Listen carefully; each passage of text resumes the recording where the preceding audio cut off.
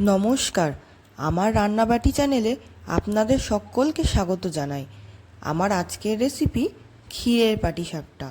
ক্ষীরের পাটিসাপটা আপনারা শীতকালে যে কোনো সময় বানিয়ে নিতে পারেন। খুবই সুস্বাদু একটি রেসিপি।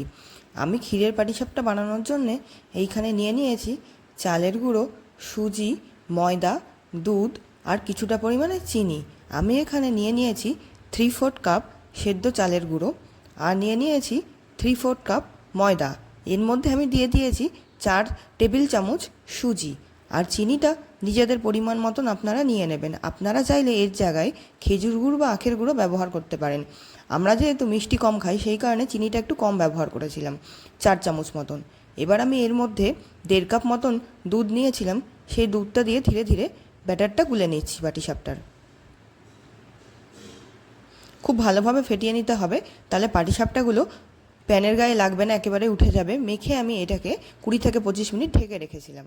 এরপর আমি কড়াইতে কিছুটা পরিমাণে দুধ দিয়ে দিলাম আর আমি এর মধ্যে 100 গ্রাম খোয়া ক্ষীর দিয়ে দিচ্ছি পাটিসাপটার পুরটা তৈরি করার জন্যে।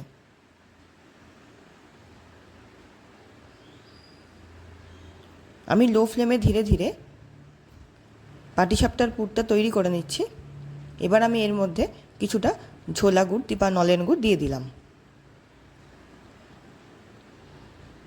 আপনারা চাইলে নারকেলের পুরও ব্যবহার করতে পারেন খোয়া ক্ষীরের বদলে। আমার পাটিসাপটার পুর একদম তৈরি হয়ে গেছে। আমি 100 গ্রাম খোয়া ক্ষীরের জন্য 1/2 কাপ মতন দুধ ব্যবহার করেছিলাম আর পরিমাণ মতন গুড় ব্যবহার করেছিলাম। ভালো করে ফুটিয়ে নিয়ে আমি পাটিসাপটার পুর তৈরি করে নিলাম। এবার আমি একে একে পাটিসাপটাগুলো ভেজে নেব। আপনারা পাটিসাপটাটা ব্যাটারটা মেখে নেওয়ার পর কিছুক্ষণ ঢেকে রাখবেন, তাহলে সুজির সঙ্গে ময়দাটা খুব ভালো করে মিশে যাবে। এবার আমি কড়াইতে ঘি ব্রাশ করে ধীরে ধীরে একদম লো ফ্লেমে পাটিসাপটাগুলো ভেজে নেব একে একে। ভেতরে আমি পুরটা দিয়ে দিচ্ছি।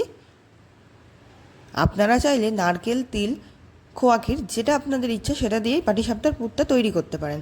আমি ধীরে ধীরে ভেজে নিচ্ছি। দেখুন প্যানে একটুও লাগেনি, পাটিসাপটা একদম উঠে গেছে প্যান থেকে। আপনারা এই কোয়ান্টিটিটা মেনটেন করে করলে আপনাদেরও প্যানে পাটিসাপটা লাগবে না।